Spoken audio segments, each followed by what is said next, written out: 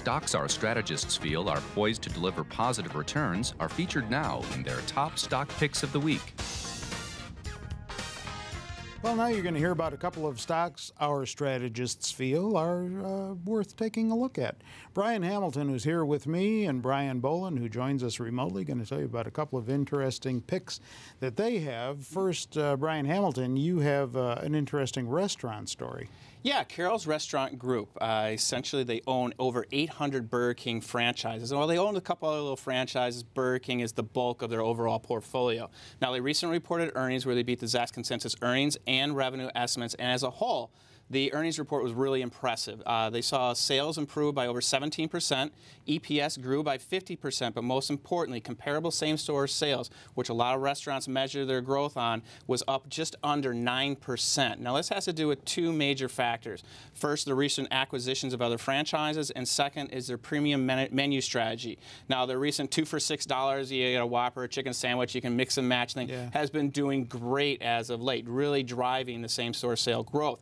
Now, on the acquisition side, in 2017, they acquired 60 new Burger King franchises, and in 2018, they're on track to acquire another 50 Burger King franchises. Now, overall, management is looking to have 1,000 Burger King franchises within their portfolio by the end of 2021. Now, management also increased the low end of EBITDA guidance for 2018 due to the success of their same-store sales and their menu. And I want to show you they've really been doing well compared to their peers and the restaurant industry as a whole. Okay. I want to show you a slide here. As you can see, the top bar is Taste, which is Carrols Restaurant Group. It's outperforming the overall retail food and restaurants market sector, and more specifically, they're really outperforming their direct peers, McDonald's and Jack in the Box. Now, another interesting way to look at Carrols is their price and consensus graph. I want to show you real quick here.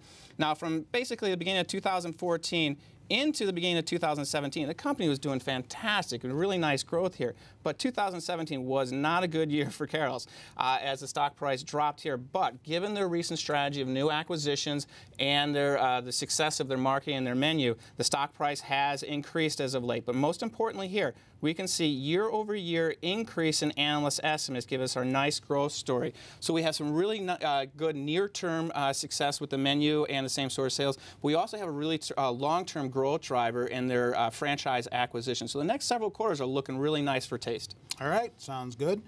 Brian Boland, on the remote, you have an interesting software company. What's the story with your stock? Yeah. Altair Engineering is my pick, my top stock pick for the week, and it is a Zacks rank number 3. That's a hold ranking, but it also has the A for growth and F for value that I love to talk about on the Zacks rank buy videos that we do. Now, I selected Altair Energy because the company, Altair Engineering, not energy, because the company is reporting earnings this week on Wednesday after the close. And it's got a positive earnings ESP of 5.8%, so that's pretty good. If we take a look at the detailed estimates page, we can see that the number for this quarter and next quarter has stayed pretty solid there at 6 cents all the way through.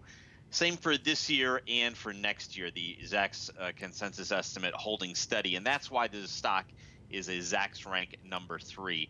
There has only been one earnings report, and we have it here as a miss.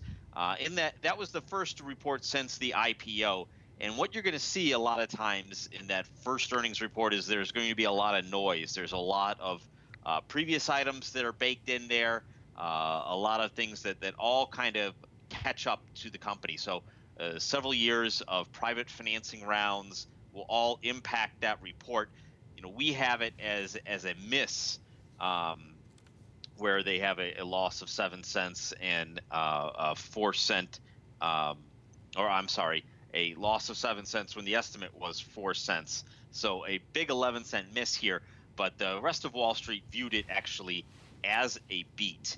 If we take a look at the price and consensus chart, as you can see, there's not much data here to really wrap our heads around, but the idea here of why I like this one, obviously they reported already, and when they did report, it was a beat and raise of guidance. The IPO was priced rather strong. So when you see something like that, where you have one of these fresh IPOs that not a lot of people know about this stock, not a lot that's going on just yet, a lot of institutions aren't going to be in the stock until they've seen a full year kind of work through to see, is this a cyclical name or not?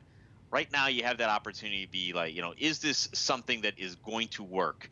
From what I'm seeing, it looks like it's going to be a pretty good idea, a pretty good company. So I think it's worth the gamble to keep on your radar screen for this week, reporting Wednesday after the close, Altair Engineering. All right, thanks for that. And do either of you own either of these stocks? No, I do not. Okay. I do not either. All right. Well, thanks again.